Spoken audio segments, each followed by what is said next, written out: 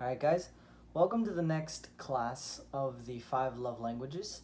This class was given in GN. We're gonna start having some in-person meetings every Sunday, and you're welcome to come.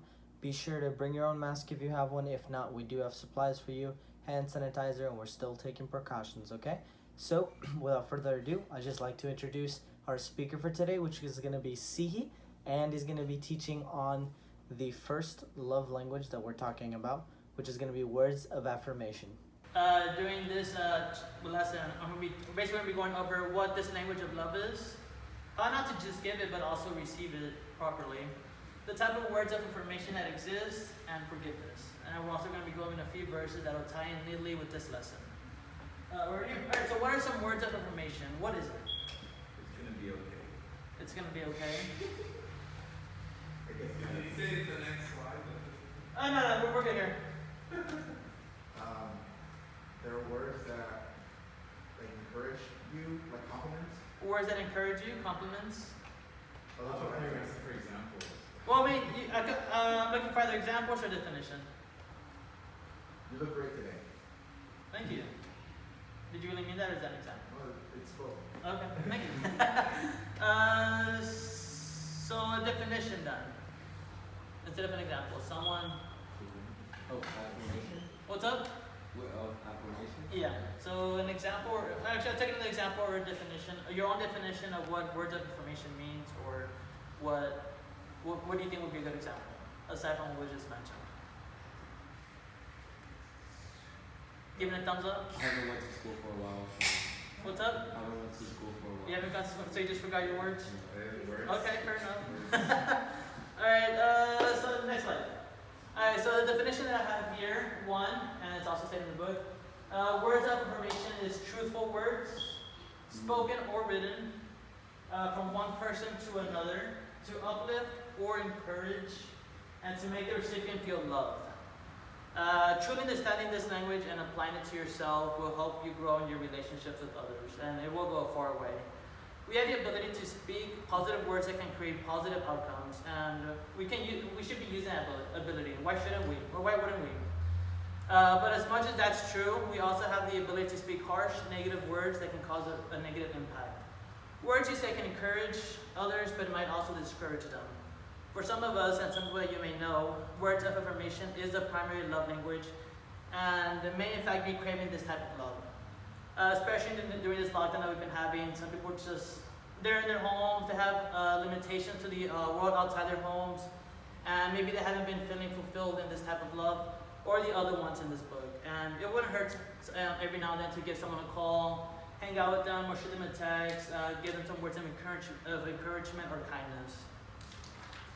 Words have potential to make a great outcome and cause a big impact, and it is this potential that makes the words of affirmation such a powerful love language. Next, we're going to be going over listening and receiving. So it's important to know how to give words of affirmation, but also you have to know how to listen to it and properly receive it. When someone is speaking to you about you, especially if it's someone that's close to you, someone that you love and hold dearly, it's important to listen to what they're saying. Don't blow off these words with sarcasm to just deflect attention away. I know some people do that. Instead, accept those words that are being given to you. Being given words of affirmation is a type of love that you shouldn't be denying or declining. So for example, let's say, I'll take a moment here. Milton, compliment me. Oh, I don't want to. You have good looking knees. I like. Wait, I have what?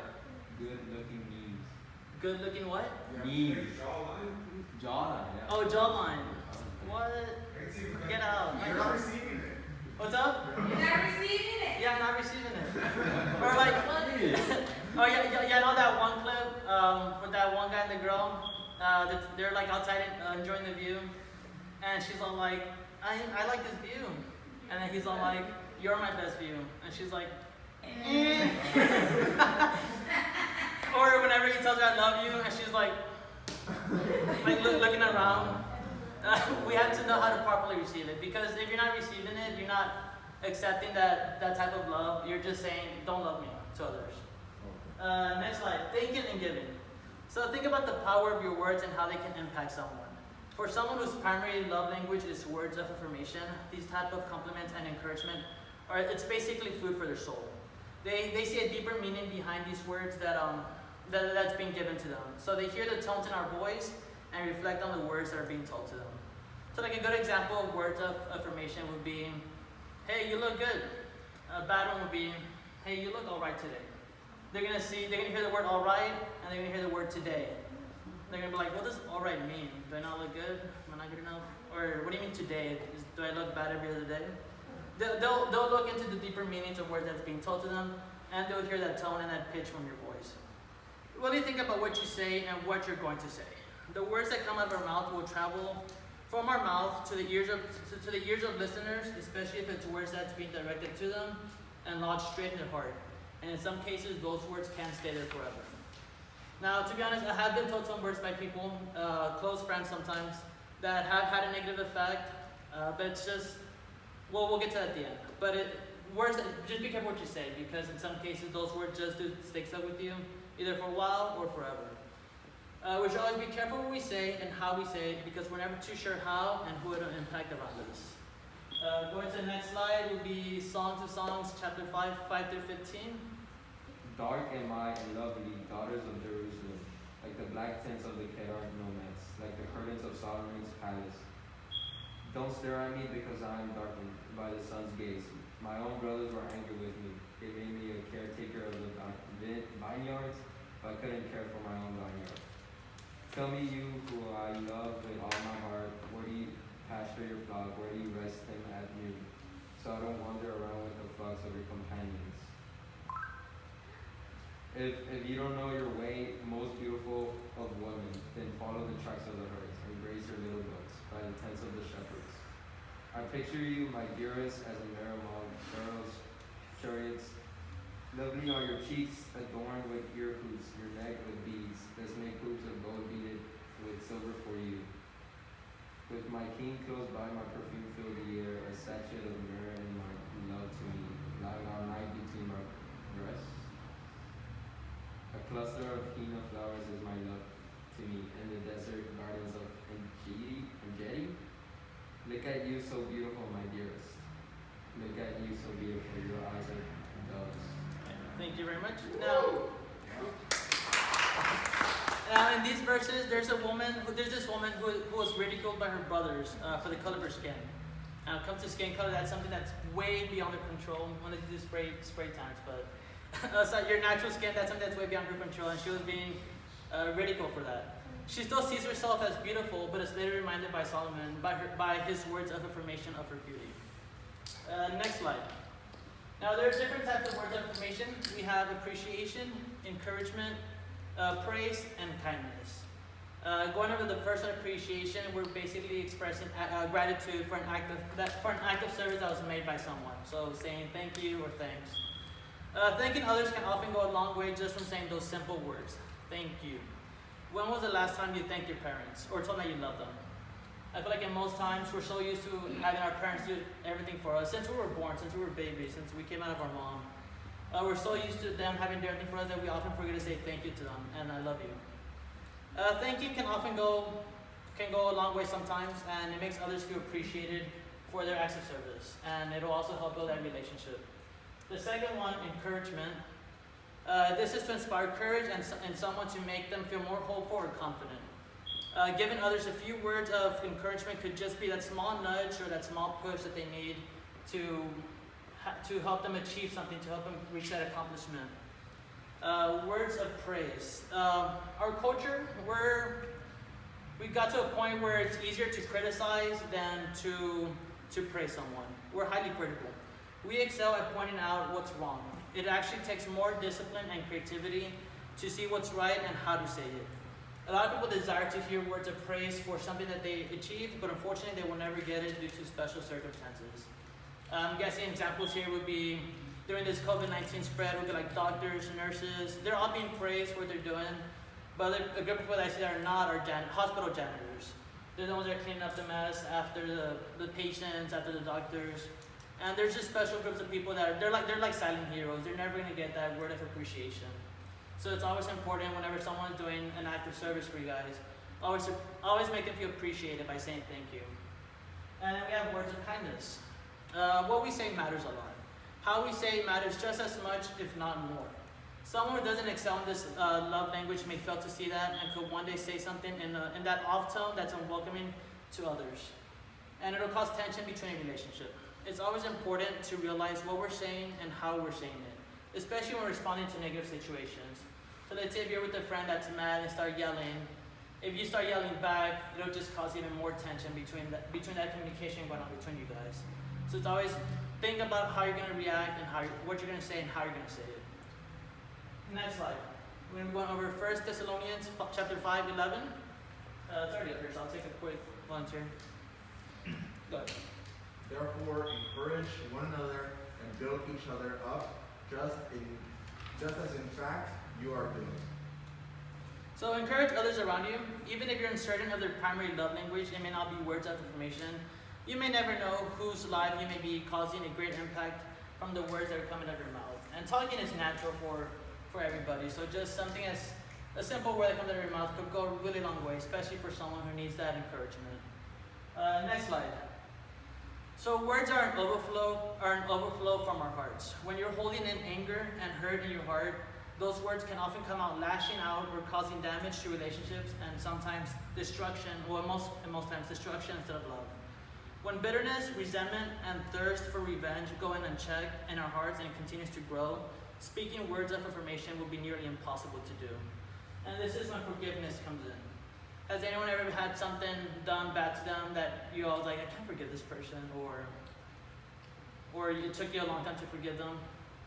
It happens to most of us. You have like a friend that you love so dearly, or someone that just hurt you, and then you hold that grudge if you don't forgive them. You have to truly forgive them from the bottom of your heart in order to let go of that bitterness that grows inside you if you just keep going without forgiving.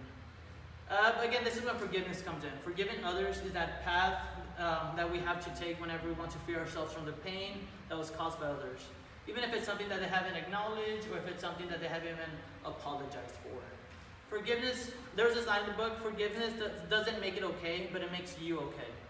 And I've always understood that concept, but hearing it and reading it, I thought that was pretty cool. Forgiveness doesn't make it okay, but it makes you okay.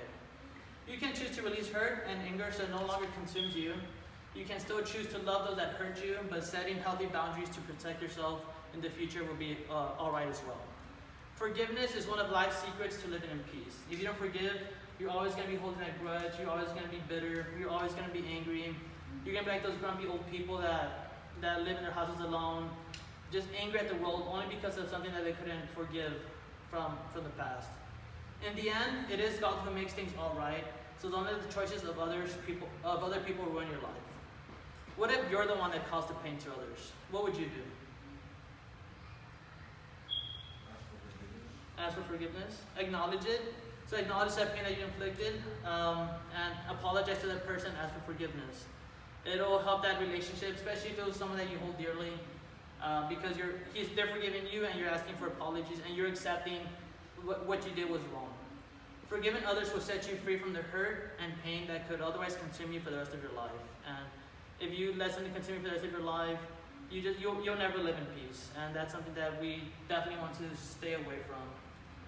Next slide, to finish it off. I went a little bit fast. Ephesians 4, 31 and 32. I'll take a different volunteer. Go ahead, Jose. Get rid of all bitterness, rage, and anger, brawling, and slander, along with every form of malice. Be kind and compassionate to one another, forgiving each other, just as in Christ God forgave you. All right, thank you very much. You deserve a little piece of chocolate. All right, so going over this, who here thinks that words of affirmation is their primary love language? Elton, is it us? Okay. Anybody else? Or who else would think it's one of the top ones? Oh, I don't know if it's the top one, but I think it's one of my higher ones. It's definitely one of my top 5. You're saying is that how we show love or how we like to receive love? How you like to receive love? Nah, I always receive the awkward. Yeah, no. Me too. I'm not a big words of affirmation type. I feel like if someone starts praising me, I'll be like that girl from that video. I'm not sure they're anymore. I'd be like, okay. So I'm not gonna lie, I do have a hard time receiving it. I find it awkward whenever people are like praising me for something that I did. If anything, I'm more of quality time. That's something mostly into teaching. Who thinks words of affirmation is their lowest on the list? Like the dead bottom. I would say mine is in the Yours in the middle? Okay. Do you guys already know what the other ones are or not yet? Not yet. Not yet? What? Alright. Oh, I was asking, they already know what the rest are. I know. You know, okay, well, for those who don't know, it's words of affirmation, quality time, gift, acts of service, and touching. Those are the different 5 love languages. Milton will be giving the next one, and we're going to be going on forward with the rest. Basically, knowing what your type of love language is can help you on the long route because you'll know what you need in your life and how to receive it. And it's also good to know the people around you what's their primary love language because you'll know how to make them feel satisfied, how to make them feel fulfilled in that love that they need or require. Do we have any other questions or comments?